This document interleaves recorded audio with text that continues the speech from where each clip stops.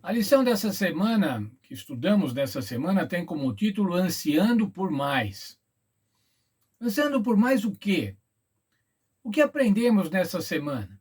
Vimos os modelos de Deus, as representações, os tipos que o Senhor Deus utilizou para ilustrar grandes verdades teológicas.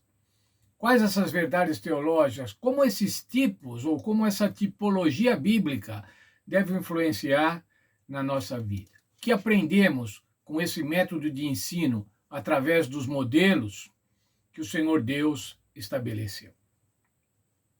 Em primeiro lugar, irmãos, estudamos sobre o povo de Israel. E o povo de Israel é um modelo, é um tipo do povo de Deus ao longo da história. Vimos ao estudar alguns eventos do povo de Israel, que o povo de Israel, infelizmente, apesar da sua eleição, apesar de ter sido escolhido por Deus, eles se caracterizavam muitas vezes, e muitas mesmo, pela idolatria, pela cobiça, pela prostituição, por murmurar, por ficar testando a Deus, por ficar desafiando a Deus, desobedecendo a Deus. Vimos que o povo de Israel tinha uma religiosidade formal e o que eu chamaria uma fidelidade cíclica. Algumas épocas eles eram fiéis, daí eles caíam e ficavam absolutamente afastados de Deus. Aí sofriam problemas, graves problemas nacionais, voltavam a ser fiéis a Deus, mas eles não mantinham essa fidelidade continuamente. Na verdade, irmãos, o que a gente vê através do povo hebreu ao longo da história são anti-exemplos, coisas que nós não devemos fazer. O povo de Israel nos ajuda a entender aquilo que nós não devemos fazer. Não devemos irritar a Deus, como diz o texto que lemos nessa semana. Me irritaram por 40 anos. E eu ainda conversei com os irmãos. E nós, que estamos vivendo 50, 60, 70 anos, temos irritado a Deus continuamente. Quando o povo irritou a Deus, o que aconteceu é que eles foram, como diz a Bíblia, espalhados pelo deserto. Morreram pelo deserto ao longo do Êxodo, não entraram na Canaã celestial. E o Senhor diz então para nós, através do apóstolo Paulo em Coríntios, e é o verso para memorizar a nossa lição.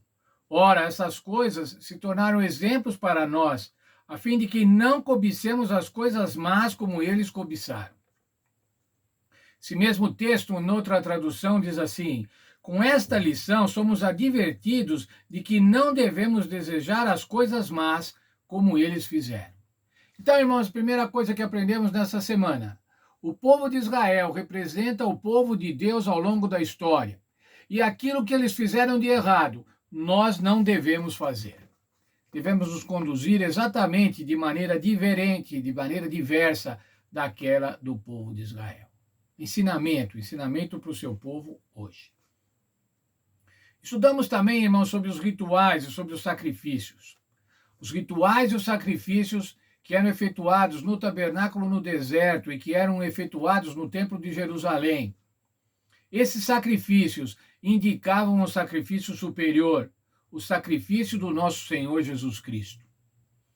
E o belíssimo texto que lemos, o texto de Pedro, primeira carta de Pedro, capítulo 1, versos 18 e 20. Sabendo que não foi com coisas corruptíveis como prata ou ouro que fosses resgatados da vossa vã maneira de viver, o qual por tradição recebeste dos vossos pais, mas com o precioso sangue de Cristo, como de um cordeiro sem defeito e sem mácula, o qual, na verdade, foi conhecido antes da fundação do mundo, mas manifesto nesses últimos tempos por amor de vocês. O apóstolo Pedro estava falando da manifestação do Senhor Jesus Cristo naqueles dias, naqueles tempos, no início da nossa era cristã. E esse foi o sacrifício superior, o sacrifício indispensável, o único sacrifício realmente válido para a nossa libertação, para a nossa redenção, para a redenção das nossas falhas. E aqueles animaizinhos que eram sacrificados diariamente centenas, milhares ao longo da história. Eles deviam representar o Senhor Jesus Cristo. Eles eram uma maquete do sacrifício do Senhor Jesus Cristo. Eles não tinham valor em si, mas eles representavam uma verdade teológica absolutamente grandiosa, que era o sacrifício de nosso Senhor Jesus Cristo, e como diz ainda o texto de Pedro que acabamos de ler, feito desde antes da fundação do mundo. Antes da fundação do mundo, a divindade já tinha previsto um resgate através do sacrifício do Senhor Deus, do Senhor Jesus Cristo. Ainda mais o que aprendemos, irmãos, aprendemos sobre o descanso sabático. Estudamos muitas lições sobre o sábado, sobre como guardar o sábado. Mas isso tudo, irmãos, essa guarda do sábado que fazemos hoje, além de ser um memorial da criação, um memorial da redenção, além de ser um sinal entre Deus e seu povo, ela é uma representação. A guarda do sábado deve se constituir numa representação do descanso final e eterno que o Senhor vai dar a todos os seus filhos. O sábado, irmãos, semanal, é um exemplo do sábado eterno, do sábado quando o Senhor Jesus vai receber os seus filhos na nova terra, do descanso sabático. Leia o texto de Hebreus comigo, Hebreus 4, 8 e 9.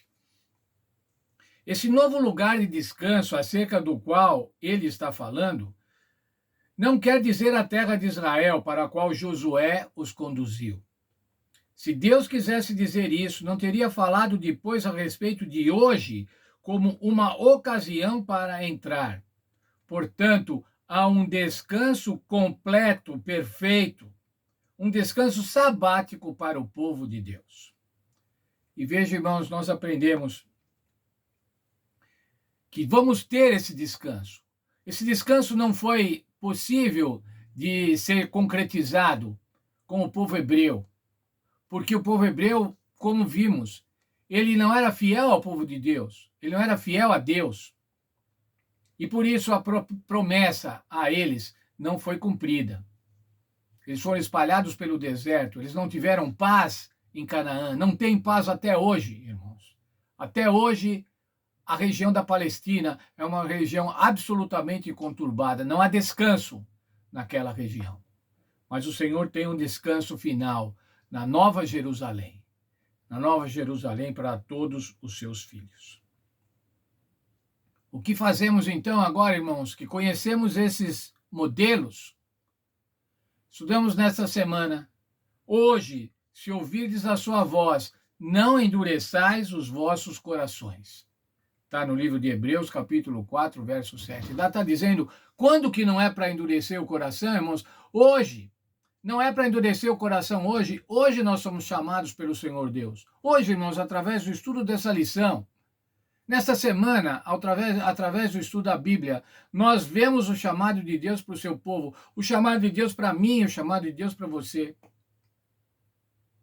E se alguma coisa deve restar dessa lição, irmãos, é saber que o Senhor continua nos chamando. Como vimos lá no texto de Apocalipse, o Senhor está à porta e bate. E Ele quer que nós abramos para que Ele entre e ceie conosco. O Senhor quer nos levar, irmãos, para um descanso eterno. O Senhor quer que vivamos aqui tranquilamente também, na esperança, na certeza da salvação no Senhor Jesus Cristo. Na certeza da intercessão e da remissão dos nossos pecados através do sangue, não dos sangues típicos dos animais que eram sacrificados no templo, mas do sangue real do nosso Senhor Jesus Cristo. Portanto, hoje, agora, não endureçais o coração. Deixe o Senhor Jesus entrar. Esse é o plano de Deus. E é assim, irmãos, que nós podemos almejar muito mais, como diz o título da nossa lição. Só podemos almejar muito mais, irmãos, quando a realidade do Senhor Jesus Cristo, a realidade do Senhor Jesus Cristo, a sua morte e a sua ressurreição façam parte da nossa vida. Que Deus abençoe a vocês e a mim, a todos nós. Tenhamos mais um sábado feliz na companhia do Senhor Jesus, na companhia dos nossos familiares, na companhia dos nossos irmãos da igreja. Que Deus abençoe todos e um sábado feliz para todos. Deus abençoe.